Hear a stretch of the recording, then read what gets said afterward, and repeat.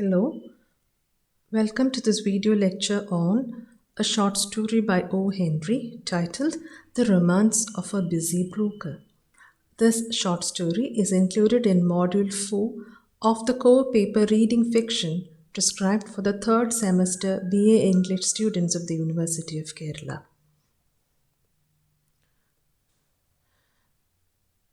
We have already discussed O. Henry very briefly in the video lecture on short story, where we discussed different types of where we discussed different novelists who are important in the short story genre. Now, O. Henry was a very popular American writer. He wrote witty short stories set in semi realistic backgrounds, mostly in 20th century New York. So, most of the settings of O. Henry's short stories were New York. Now, the real name of O. Henry was William Sidney Porter. He began his career as the editor and publisher of a humor magazine named The Rolling Stone. O. Henry was sent to prison for misappropriating funds. He published his very first short story, Whistling Dick's Christmas Stocking, in 1899 in McClare's magazine during his time of imprisonment. When he came out of prison in 1901, he started writing his collection of short stories titled Cabbage and Kings. It was published in 1904. The second collection of O. Henry's short stories, titled The 4,000,000, published in 1906, includes some of his most famous short stories like The Gift of the Magi and The Furnished Room.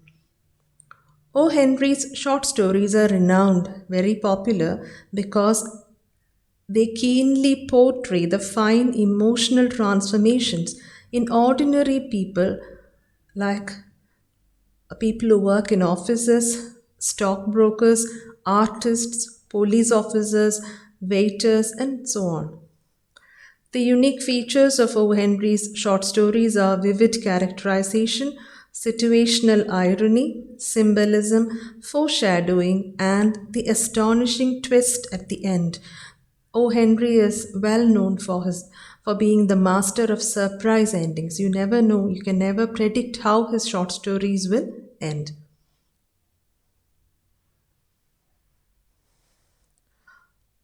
The short story, The Romance of a Busy Broker, was first published in 1904 in a newspaper, in a Sunday newspaper. This short story focuses on the daily routine of an extremely busy broker.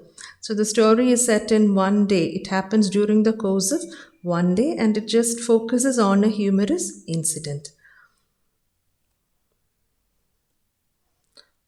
Now let's take a look at the characters in the story. The protagonist is Harvey Maxwell, an extremely busy stockbroker in New York. Miss Leslie is Maxwell's very young and very beautiful stenographer. And the third important character is Mr. Pitcher. He is the confidential clerk of the stockbroker, that is Harvey Maxwell. Now the word clerk, C-L-E-R-K, has two pronunciations. The British pronunciation is clerk, whereas in US, the Americans pronounce the word as clerk.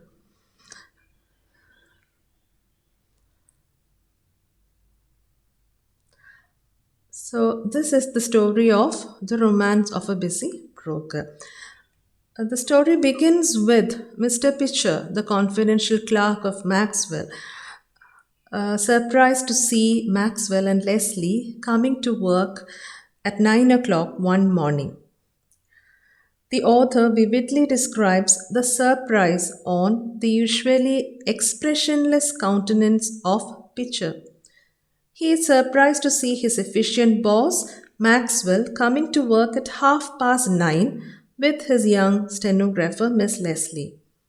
Harvey Maxwell is totally unaffected by anything. He doesn't notice anything. He's very busy. He immediately jumps into his busy work schedule like a machine. In the office, he was just a busy New York broker, moved by buzzing wheels and uncoiling springs, as if a machine was sitting at the desk and not a man. Now, Miss Leslie, instead of doing her work, was on that particular day hovering about. It seemed as if she was trying to catch the attention of Harvey Maxwell, and Mr. Pitcher was observing all this. But Harvey Maxwell seemed totally unaware of Miss Leslie's lovely presence. Now, the author tells us about something about Miss Leslie. So, this beautiful lady has been working as Maxwell's stenographer for a year. Now, this is how O. Henry describes the stenographer. She was beautiful in an unstenographic manner. She wore no jewelry. She wore a grey and plain dress that fitted her with fidelity and discretion. Her neat black turban hat had a gold green wing of a macaw. But on that particular day, Pitcher observes a change of attitude in Miss Leslie. Pitcher observes that Leslie appeared very happy. She was softly and shyly radiant. Her eyes were dreamily bright, and her cheeks had a genuine peach glow. The mildly curious Pitcher believed that the expression of happiness on Leslie's face may be due to some former joyful memories. So Pitcher believed that maybe she's thinking of something good that happened to her in the past, and so she is smiling, and so she appears very happy. Now, meanwhile, Miss Leslie asks Mr. Pitcher, she reminds Mr. Pitcher that the previous day they had agreed, Maxwell had agreed to appoint a new stenographer. So she asks him if Mr. Maxwell would want to interview to look at the new stenographers who had applied for the post and who had probably come to the office. And Leslie also reminded Mr. Pitcher that she will continue to work till the replacement arrives. Meanwhile, a new girl walks in arrogantly, and she tells Maxwell that she had come for the post of the stenographer. Maxwell is shocked. He could not recollect, he could not remember when he had requested for a replacement. And he gets upset and irritated and instructs Mr. Pitcher that Miss Leslie will hold the job of the stenographer, and that she need not be replaced, and so on. Now, after a while, a little later, during the lunch hour, a sweet smell of lilac comes in through the window, and Maxwell suddenly stops his work because the smell of lilac reminded him of Miss Leslie. Maxwell suddenly realizes that he is in love with her, and so immediately he goes to her. He approaches Miss Leslie. He admits his love for her, and he also expressed his sincere desire to marry her. Now, the behavior of Miss Leslie was very strange. She seemed surprised at the proposal, and then suddenly she smiled at him. She put her arms around his neck and explains that they have already got married the previous night at a small church near the corner from the office. So, this is the surprise ending, the twist at the end of the story. Maxwell was so busy, so overworked, that he had completely forgotten about the marriage. And the marriage had taken place just last night, the previous evening. So, the end of the story is very interesting because it portrays the extreme forgetfulness but also the sweet nature of Mr. Maxwell in a very ironical manner. Um, So the story is extremely well knit. It has a harmony. All the events are connected together, and it moves at a very fast pace. And it ends with a test, uh, revealing O. Henry's talent using the element of surprise at the end of the story. So, the Romance of a Busy Broker is a very humorous portrayal of romance, love, and forgetfulness, but also the sweet nature of an extremely busy stockbroker named Harvey Maxwell.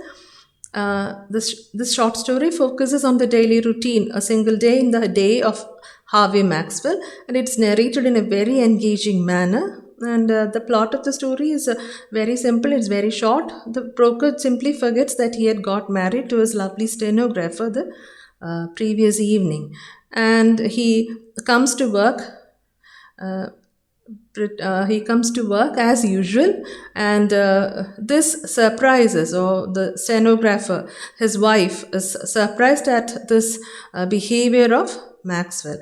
And again, at the end, everything ends very happily, so that the end is a very classic example of O. Henry's masterstroke, the surprise ending, the twist at the end of the story. Now, the short story also highlights the theme of human alienation in a modern city like New York, where people are so busy working round the clock like machines that they have no time for relationships. So it is also a subtle reminder that about how men give priority to work and how they spend all their time working. And the author describes the busy stockbroker as a machine. Now, I hope you enjoyed this short story.